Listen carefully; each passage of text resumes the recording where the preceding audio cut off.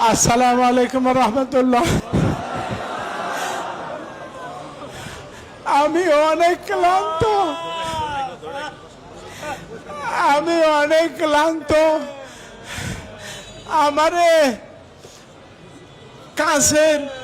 কাঁচের বোতলে পানি ভরিয়া আমার দুই রানে দুই ডানা মারতে মারতে আমার সব ব্যথায় পয়সা হয়েছে। আমার অনেক পেইন কিলার দিছে পঞ্চগড়ের সিভিল সার্জনে। মানে কথা আগে পরে কোনটা আপনারা বুঝে নিয়েন।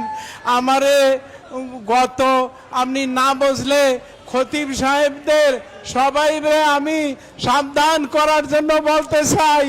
আপনারা সবাই খোতাবা আইম্মা এবং ওলামা মানে সর্বস্তরের দিনের খেদমতে যারা আছেন আপনাদেরকে আমি সতর্ক করতে চাই।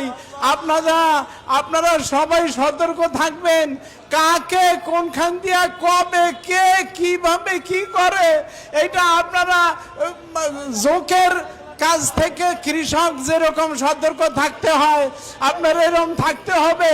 আর নইলে আমি কোন বাংলাদেশের সকল ইসলামী দলকে আমি ভালোবাসি, কিন্তু আমি কোন রকমের রাজনৈতিক দলের সদস্য না। আমার একটা দল আছে, ওই দলটার নাম হইল উলাইকা হিজবুল্লাহ। আল্লাহর দল ছাড়া আমার দল নাই। ইসলাম নিয়া যে যদ্দুর খেদমত করে আমি তাকে তদ্দুর ভালোবাসি। তবে সুদ ঘুষ মদ জুয়া জেনা ব্যভিচার জুলুম এগুলির ব্যাপারে এই ৪৫ বছরের ইমামতির জীবনে সোচ্চার ছিলাম। আমার এই অত্যাচারের পরেও এই মহিবুল্লাহর কণ্ঠ স্তব্ধ করা যাবে না। আমার এই ৬০ বছরের জীবন গেছে, আর কয়দিন আর বাঁচবো। আমারে যেইভাবে মহাসড়কে আঞ্জা রাখছে মায়ের বিটের পরে অত্যাচারের পরে, একটা গাড়ি গেলে আমি শেষ হয়ে যাইতাম গত পরশু রাত্রে। আমারে গত ডিসেম্বর মাস, ডিসেম্বর ফেব্রুয়ারি জুন আগস্ট এই ৪টা মাসে আমারে ৪টা চিঠি দিছে বেনামে। প্রথম চিঠিটা লাগছে আপনি করিয়া, এরপরে চিঠিটা লাগছে তুমি করিয়া, এরপরে 2টা চিঠি লাগছে তুই করিয়া লাগছে, যে অনেক লম্বা। তো আপনারা সংক্ষেপে যে কটা মনে আছে ওই কটা বলি। 1 নম্বরে লাগছে, আপনারা সবাই টার্গেটে আছেন। ইমাম সাহেবেরা খতিব আইম্মা ওলামা ঘুমাইয়েন না। আমি বুড়া মানুষ, আমাকে এইভাবে টার্গেট করছে। আমি আর কোন কাজে লাগি? বুড়া মানুষ কতদূর পারি? একটু দৌড়ে তো পারি না। আমি ব্রেন টিউমার অপারেশনের রুগী, কিডনি অপারেশনের রুগী, দুর্বল। আমাকে যেইভাবে টার্গেট করছে, আপনারা কেউ মুক্ত না। আপনারা খেয়াল করেন, লাগছে যে 1 নম্বরের দাবি না, এটা আদেশ করছে তুই এবং আমার কমিটির সেক্রেটারি ক্যাশিয়ার সহ সবের লেখছে যে তোর খতিবেরে বলিয়া দে, এবং আমাকে লেখছে খতিব তুই। 1 নম্বরের আদেশ হইল অখণ্ড। আপনারা খুব কান খুলে শোনেন, মনে রাখতে চেষ্টা করবেন পয়েন্টগুলি। অখণ্ড ভারত মাতার পক্ষে কথা বলতে হবে। কারণ পূর্ববঙ্গে বাংলাদেশ স্বীকারই করে নাই, লাগছে পূর্ববঙ্গের ভারত ছাড়া আপন কেউ নাই। এই 1। 2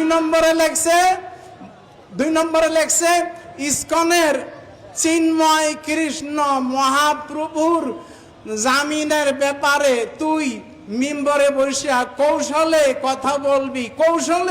কৌশলে একবার পক্ষে আমার কথা কইতে হইবে। আমার আদেশ করছে কৌশলে কথা বলবি, এবং বলবি তাকে আটকে রাখা ঠিক হচ্ছে না, এইভাবে তুই কথা বলবি।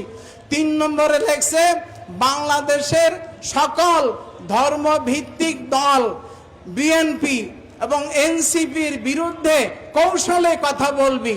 আরো লেখছে এনসিপি পূর্ববঙ্গের সবচেয়ে বড় শত্রু। আর ধর্মভিত্তিক দলগুলির বিরুদ্ধে কথা বলবি। 4 নম্বরে লেখছে মুসলমান মেয়েরা হিন্দু ছেলেদের সাথে প্রেম করতে কোনো বাধা নাই। এটা এটা এইটা এটা তুই মিম্বরে বসে এই মাসলা দিবি। এরপরে লেখছে তোদের বাইতুল মুকাররমকে ঘুরিয়ে দেওয়া হবে। আমাদের কথা মতো যদি তোরা চলস, এবং এই সেক্রেটারি ক্যাশিয়ারের আদেশ করছে তোদের ক্ষতি বেড়ে চাপ দিয়ে যদি এই কথা বলাস, তাইলে তোদের প্রত্যেককে 1 কোটি রুপি করে দেওয়া হবে। টাকা লেখে নাই, রুপি লেখছে, 1 কোটি রুপি। আর প্রথমেই যে লেখছে টিএনটি কেন্দ্রীয় মসজিদের আধিকারিক। এটি কোন দেশের ভাষা আপনারাই বুঝিয়ে নিয়েন। বাংলাদেশে কর্মকর্তা, অফিসার বা দায়িত্বশীল এরকম লেখে, কিন্তু ওই সমস্ত দেশে লেখে আধিকারিক। লেখছে টিএনটি কলোনি মসজিদের আধিকারিক। তোদের বলছি, তোদের ইমামেরে এর আগে 10টা সিটি দিছি, আসলে দিছে 4টা। লেখছে 10টা সিটি দিছি, সে একটারও মূল্য দেয় নাই, তবে তার জীবন দিয়ে আমাদের সিটির মূল্য পরিশোধ করতে হবে, এই লেখছে।